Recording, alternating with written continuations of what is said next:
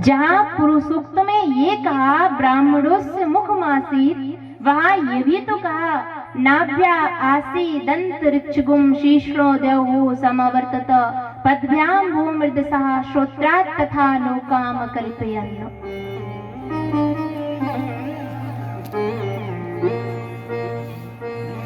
भगवान की नाभि से अंतरिक्ष लोक, कानों से दिशाएं हुई है और भगवान के पैरों से चरणों से भूमि हुई है।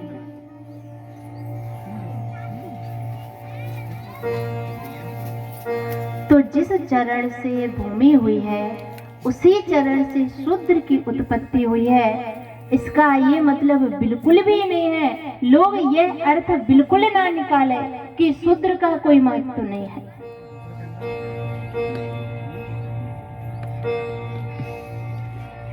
ये केवल एक अपंग मानसिकता है।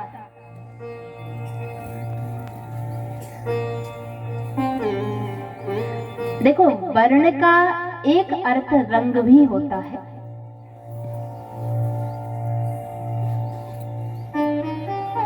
हमारे यहाँ व्यक्ति की मानसिकता बताने के लिए 3 वर्ण बताए हैं,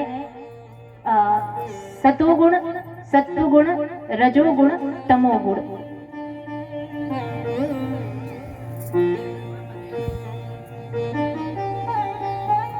इसलिए सत्वगुण जो होता है उसका वर्ण सफेद है, रजोगुण जो होता है उसका वर्ण यानी कि रंग लाल है, तमोगुण जो होता है उसका वर्ण काला है।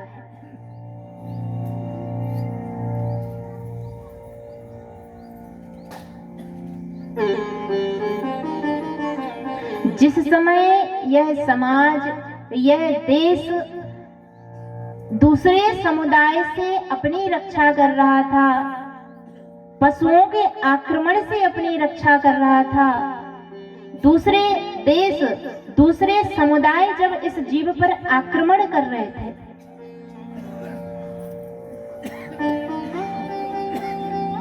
उस समय जिस समुदाय में सत्वगुण प्रधान था, सतोगुण का प्रभाव ज्यादा था, उस समुदाय ने इस समाज के बौद्धिक और आध्यात्मिक स्तर को आगे बढ़ाने की जिम्मेदारी ली है, वो ब्राह्मण कहलाए।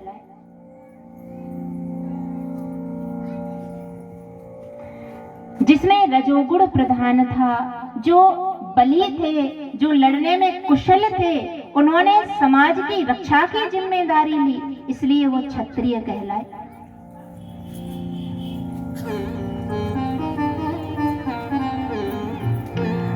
जिसमें रजोगुण और तमोगुण दोनों प्रधान थे, जिन्होंने मानव समाज की जो डेली नीड्स है उसको पूरा करने का जिम्मा उठाया, वो वैश्य कहलाए।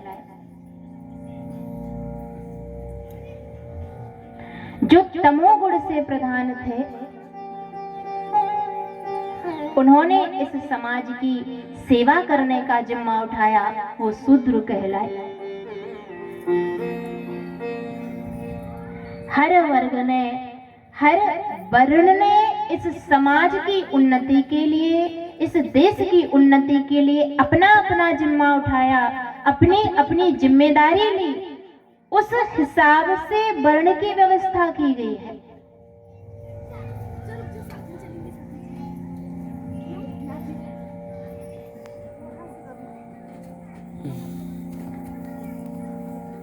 जिस देश में और जिस समाज में हर वर्ण के व्यक्ति को, हर स्तर के व्यक्ति को आध्यात्मिक उन्नति और बौद्धिक उन्नति करने का अवसर ना मिले, ऐसी वर्ण व्यवस्था किसी काम की नहीं है।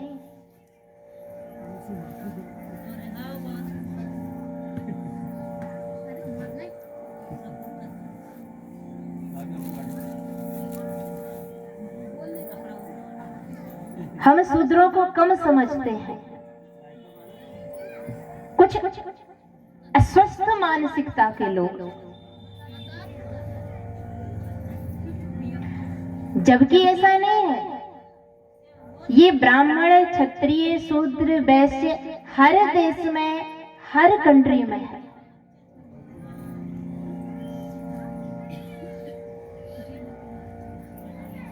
हम जब हिंदी में बोलते हैं ब्राह्मण, क्षत्रिय, वैश्य, शूद्र, तो छी छी छी करते हैं, अरे इस जाति का है। और उसी को इंग्लिश में बोल दो, administrative class, mercantile class, executive class,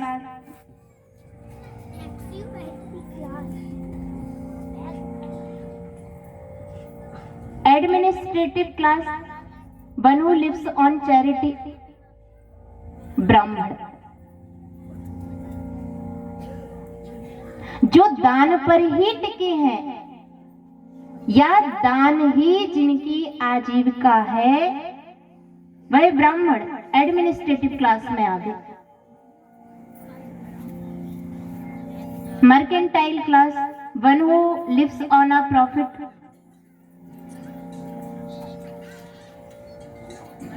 जिनकी आजीविका, जिनका जीवन केवल इस उस पे चल रहा है कि वो प्रॉफिट कमाए,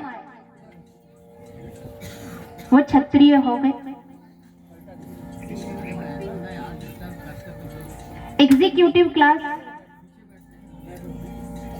one who takes salary and gives services, जो सैलरी लेता है और सर्विस देता है, वो शूद्र।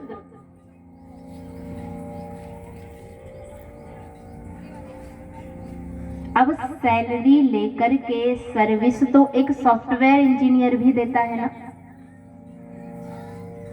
तो क्या वो नीचा हो गया? GST, goods and services tax, वो सर्विस दे रहा है, समाज की सेवा कर रहा है। सेवा का मतलब कोई गलत ढंग में ना ले, वो शूद्र क्लास में।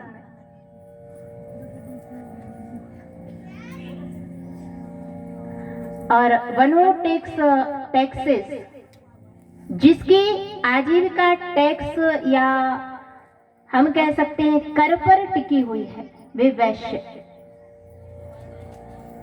तो जब हमने ये 4 क्लास बना दी, एडमिनिस्ट्रेटिव, मर्केंटाइल, एग्जीक्यूटिव, तो हम बड़े हो गए। ये तो हर देश में, हर कंट्री में ये व्यवस्था है। लेकिन जब हमने ब्राह्मण, क्षत्रिय, वैश्य और शूद्र कह दिया, तो हमारी मानसिकता अलग हो गई।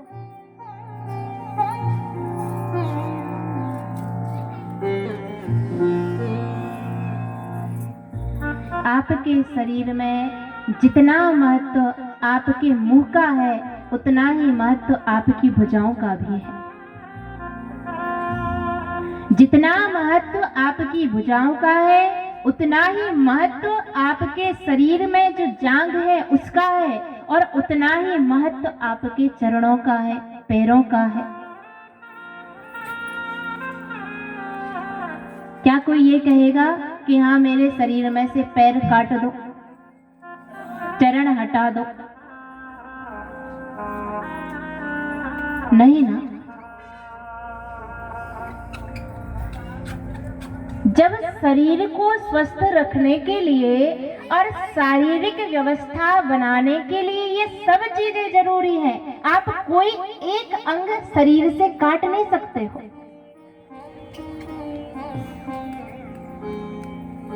उसी प्रकार समाज में हर वर्ण का, चाहे ब्राह्मण हो, चाहे क्षत्रिय हो, वैश्य हो, शूद्र हो, सबका उतना ही महत्व है। अगर एक भी वर्ण, एक भी वर्ग को काटा गया, हटाया गया, तो वह वर्ग या वह देश, समाज उन्नति नहीं कर पाएगा।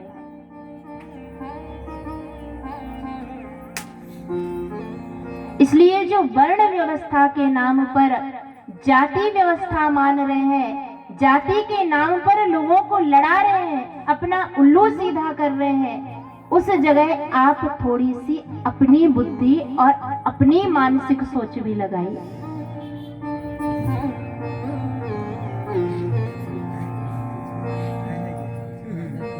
यह व्यवस्था केवल और केवल समाज के लिए बनाई गई, समाज के उत्कर्ष के लिए बनाई गई है।